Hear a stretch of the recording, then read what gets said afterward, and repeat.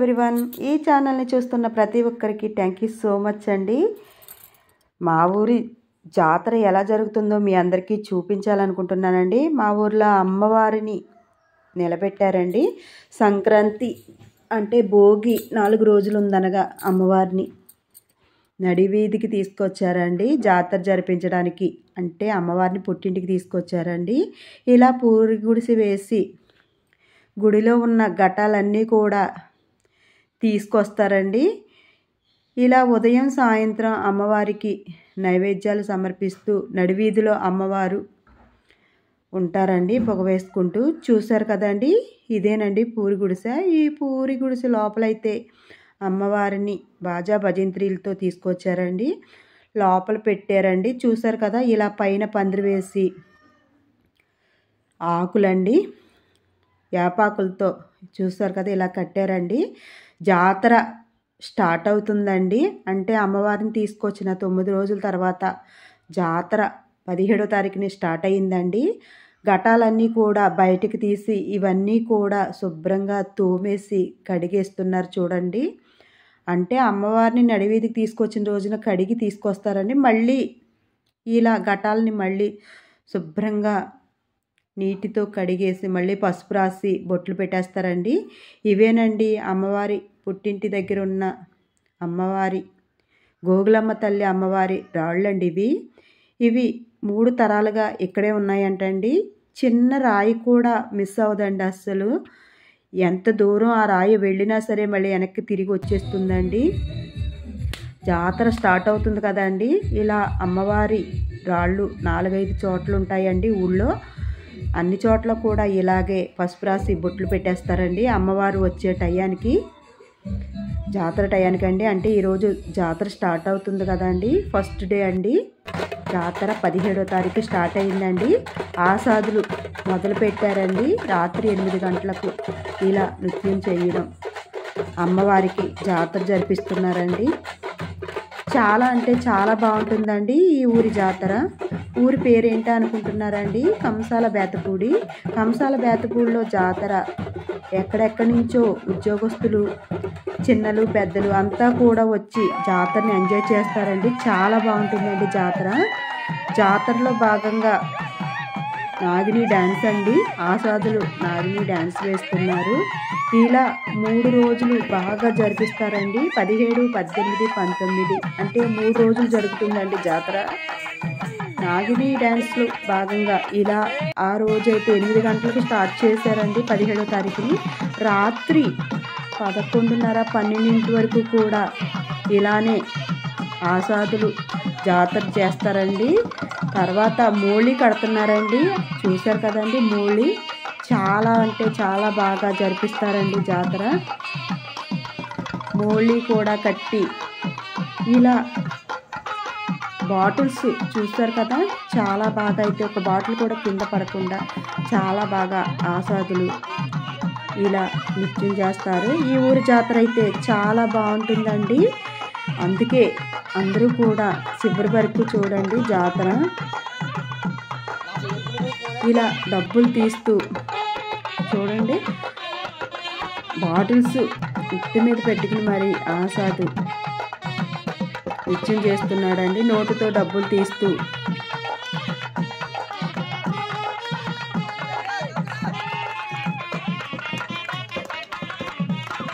జాతర అనంతరం రాత్రి 1 గంటకి అమ్మవారు పానుపులకి ఊరి మీదకి వస్తుందండి. ఇంటింటికి పానుపు వేస్తారండి. ప్రతి గడప తప్పకుండా కూడా ఇంటింటికి కూడా ఇలా తీసుకొచ్చి సల్లఘటాన్ని అమ్మవారి 3 ఘటాలని తీసుకొచ్చి పెడతారండి. సలివిడి పానకం వేసి అమ్మవారికి ప్రతి ఒక్కరూ కూడా సలివిడి పానకం పోస్తారండి. చూశారు కదా, ఆసాదులు ఇంటింటికి కూడా ఇలా వచ్చి బాజా భజంత్రీలతో అమ్మవారికి పానుపు వేసి హారతి అయితే ఇస్తారండి ప్రతి ఇంటికి కూడాను. పసుపు కుంకుమ అన్నీ అమ్మవారికి సమర్పిస్తారండి. ఉదయం అదేనండి తెల్లవారి 12, 1 గంట వరకు ఇంటింటికి పాన్పులు వేస్తూనే ఉంటారండి. 2 సల్లఘటాలు పెట్టారండి.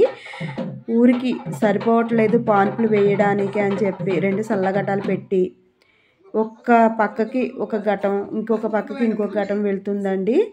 ఇంటింటికి కూడా కంపల్సరీ ఇలా హారతి ఇచ్చి అమ్మవారికి పానుపు వేయవలసిందేనండి. అందరూ కూడా ప్రతి ఇంటికి పొగేసి సాంబ్రాణి అంతా కూడా వాళ్ళే తీసుకొస్తారండి. ఉప్పు కూడా ఆసాదులు వెళ్ళేటప్పుడు ఇలా బొక్కాయి చల్లుతూ అర్చన చేస్తారండి. పసుపు నీళ్లు అమ్మవారి పాదాల మీద పోసి అమ్మవారిని పంపిస్తారండి. ఉదయాన్నే 18వ తారీఖున ఇలా నైవేద్యం ఏర్పాటు చేసుకుంటామండి.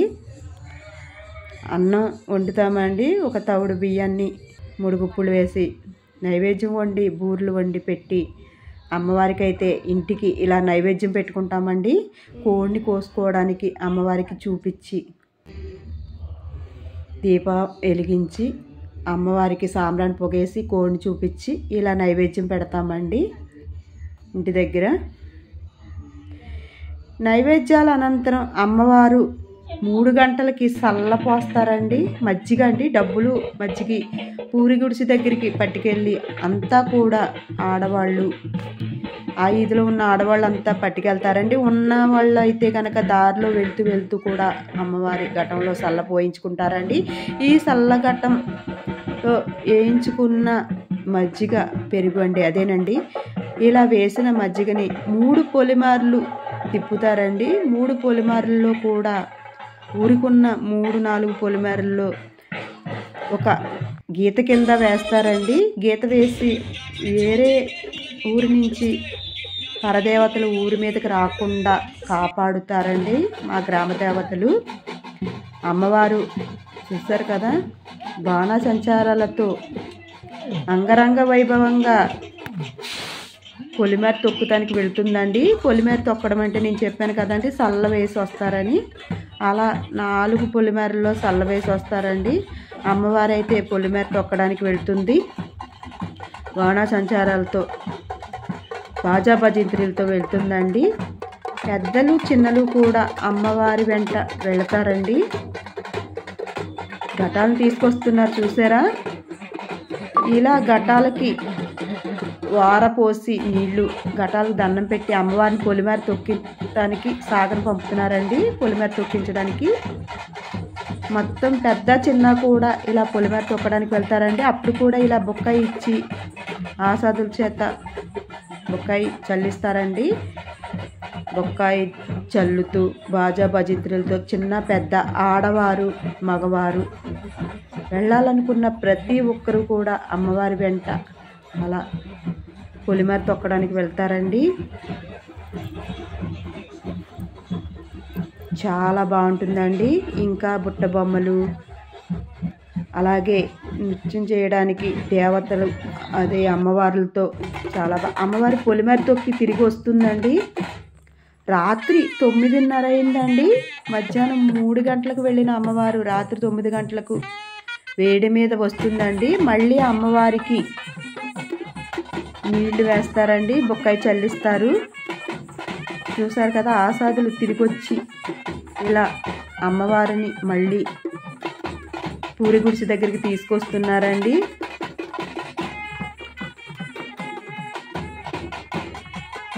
కొంచెం విచిత్రంగా ఉంటుందండి ఈ ఊరి జాతర.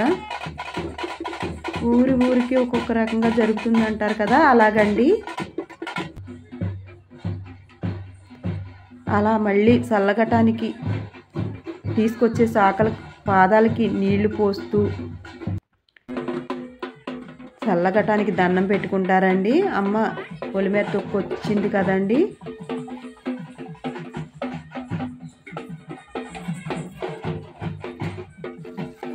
ఇలా తీసి బొట్టు పెట్టుకుంటూ అమ్మవారిని మళ్ళీ పూరి గుడిసి దగ్గరికి తీసుకువెళ్తారండి. తర్వాత మళ్ళీ ఆసాదులు భోజనాలు తినొచ్చి మళ్ళీ జాతర జరిపిస్తారండి.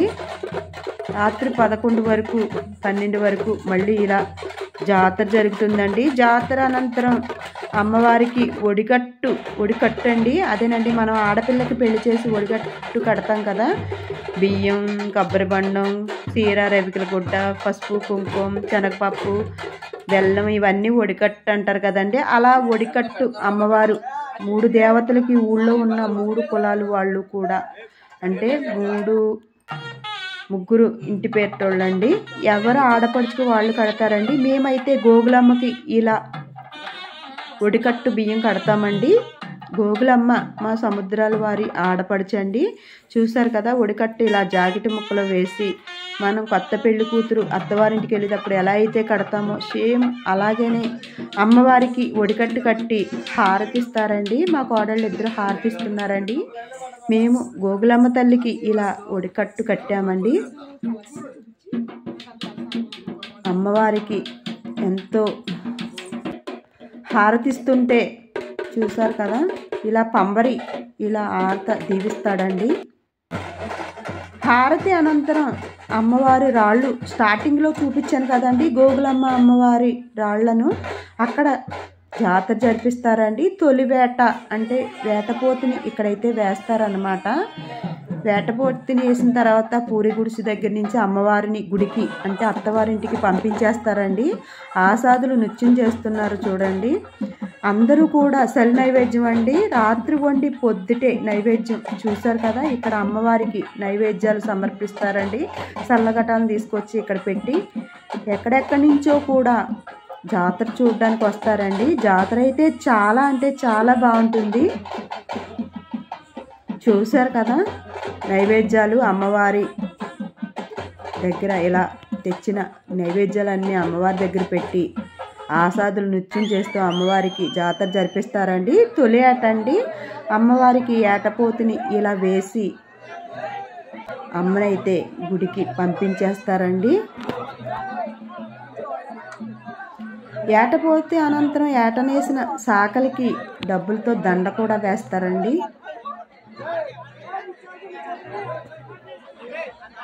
ఏటపోతుని సిద్ధం చేస్తున్నారండి అమ్మవారికి. అంతా మాట్లాడుకుంటూ అలా పది ఇలా అంటూ చెప్పుకుంటూ.